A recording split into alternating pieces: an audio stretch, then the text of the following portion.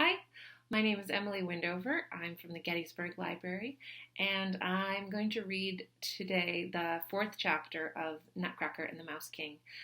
This chapter is called The Favorite.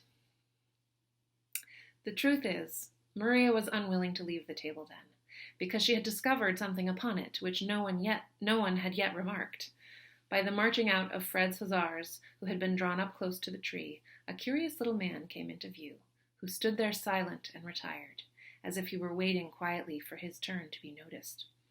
It must be confessed, a great deal could not be said in favor of the beauty of his figure, for not only was his rather broad, stout body out of all proportion to the little slim legs that carried it, but his head was by far too large for either.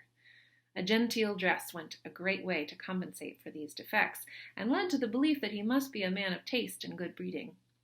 He wore a hussar's jacket of beautiful bright violet, fastened together with white loops and buttons, pantaloons of exactly the same color, and the neatest boots that ever graced the foot of a student or an officer.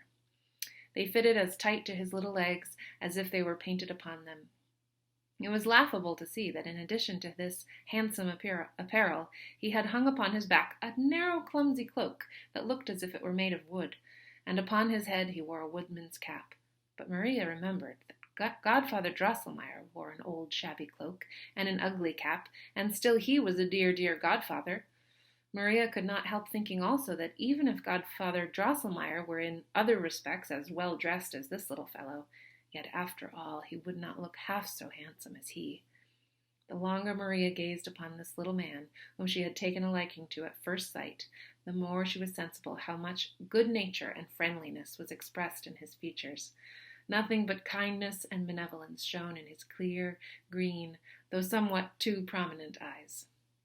It was very becoming to the man that he wore about his chin a nicely trimmed beard of white cotton, for by this sweet smile upon his deep red lips was rendered much more striking. "Ah, dear father," exclaimed Maria at last, "to whom belongs that charming little man by the tree there?" "He shall work industriously for you all, dear child," said her father. "He can crack the hardest nuts with his teeth, and he belongs as well to Louise as to you and Fred." With these words her father took him carefully from the table, and raised up his wooden cloak, whereupon the little man stretched his mouth wide open, and showed 2 rows of very white, sharp teeth. At her father's bidding, Maria put in a nut, and crack! The man had bitten it in 2, so that the shell fell off, and Maria caught the sweet kernel in her hand.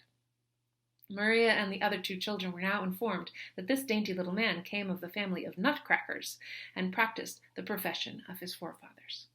Maria was overjoyed at what she heard, and her father said, "Dear Maria, since friend Nutcracker is so great a favorite with you, I place him under your particular care and keeping, although, as I said before, Louise and Fred shall have as much right to his services as you." Maria took him immediately in her arms, and set him to cracking nuts, but she picked out the smallest, that the little fellow need not stretch his mouth open so wide, which in truth was not so very becoming to him. Louise sat down by her, and friend Nutcracker must perform the same service for her too, which he seemed to do quite willingly, for he kept smiling all the while very pleasantly.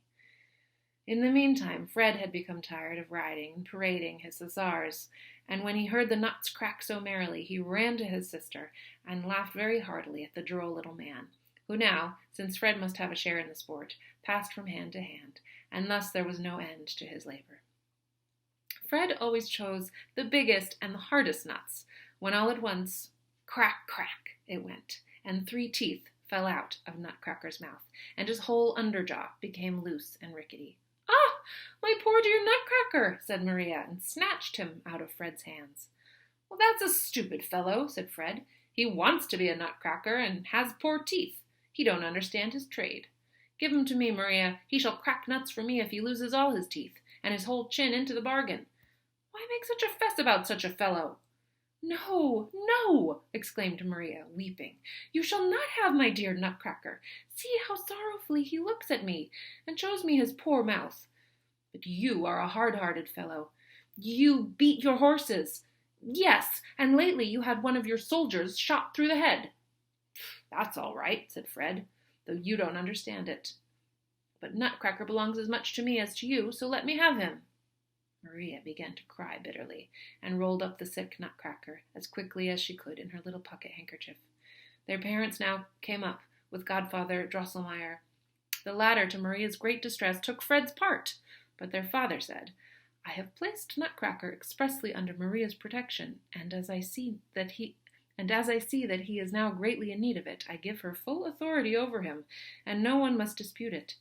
Besides, I wonder at Fred, that he should require farther duty from one who has been maimed in the service. As a good soldier, he ought to know that the wounded are not expected to take their place in the ranks." Fred was much ashamed, and without troubling himself farther about nuts or Nutcracker, stole around to the opposite end of the table, where his hussars, after stationing suitable outposts, had encamped for the night. Maria collected together Nutcracker's lost teeth, tied up his wounded chin with a nice white ribbon, which she had taken from her dress, and then wrapped up the little fellow more carefully than ever in her handkerchief, for he looked very pale and frightened.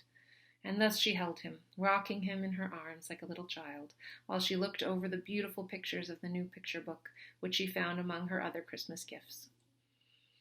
Contrary to her usual disposition, she showed some ill temper towards Father Drosselmeyer, who kept continually laughing at her, and asked again and again how it was that she liked to caress such an ugly little fellow.